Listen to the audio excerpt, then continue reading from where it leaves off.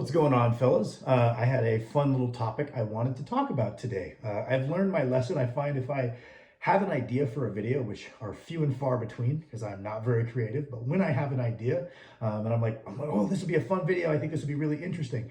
That'll be my video for tomorrow.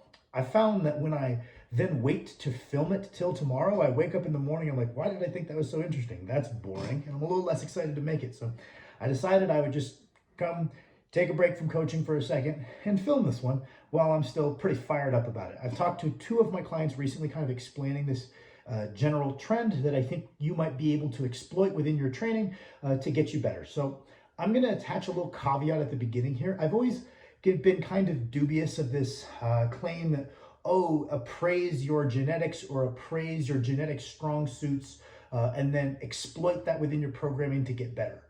Can that be done? Yes, absolutely. That just seems like a very gimmicky use of the word genetics to just apply to a basic training principle, which is to find what works for you specifically and then do that often.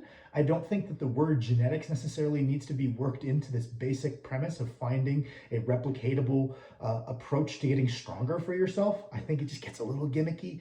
But that being said, it's a thing, right? Genetics do exist.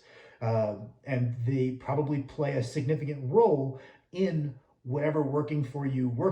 But it's not the only thing that's making whatever specific training stimulus work quite well for you. It could be very, very psychological, that a certain style of training or a certain approach allows you to bring that much more focus and passion to your training. You do your outside the gym variables more. It can be entirely mental.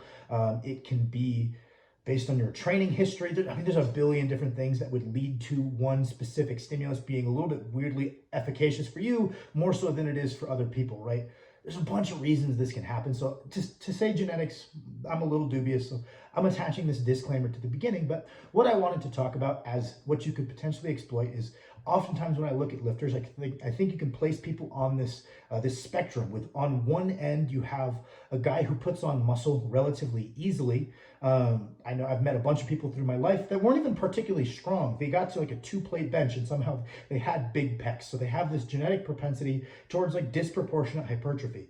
And then on the other end, you have people maybe who have a harder time putting on muscle. And specifically how I see this manifest in lifting a lot of the time is I will see a lifter who puts on muscle easily, and because they put on muscle easily, they can keep their training a little bit more specific and more dedicated to the main compound motions, because just basic strength training will be enough to drive a reasonable amount of hypertrophy for them. So then they can spend most of their time getting technically and neurally efficient. So they take the muscle that they have and they train it to get stronger, and that's the bulk of their training. I think we can all think of some lifters we maybe follow on the internet who just seem to be so naturally muscular that they can get away with spending most of their time working on those upper end strength skill qualities and don't have to spend a ton of time afterward doing their bodybuilding work to grow the base, because the base seems to grow whenever they eat food.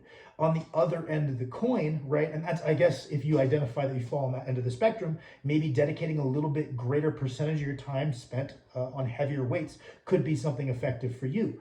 On the other end of the spectrum, right, you have someone who they have a harder time putting on muscle, but for whatever amount of muscle they've had, they've always been pretty strong. You're like, well, I don't have big arms, I don't have big pecs. So I think for a guy with this amount of muscle, I'm pretty strong. So they've had an easier time getting neurally efficient and technically efficient and just training the muscle to be stronger with the tissue that they do have, but they don't have that genetic extreme propensity towards putting on more muscle. And kind of opposite end of the coin, just like the guy who puts on muscle easily should probably be working on his upper end strength, maybe a little bit bigger percentage of the time, assuming his goal is to get stronger. The guy who puts on muscle a little harder, but has an easy time expressing whatever he's built as a heavy single, like that's, I'm strong for singles. I've always been that way. Then he can kind of do the reverse, right? He doesn't need to practice the singles all the time. That is his genetic strong suit. He can dedicate a huge swath of every training cycle to just trying to get bigger muscles, and you know reliably if the muscles are bigger, I'm probably going to be able to put that together into a reliable 1RM just because that is my my genetic propensity. So I think that most people probably fall somewhere in the middle.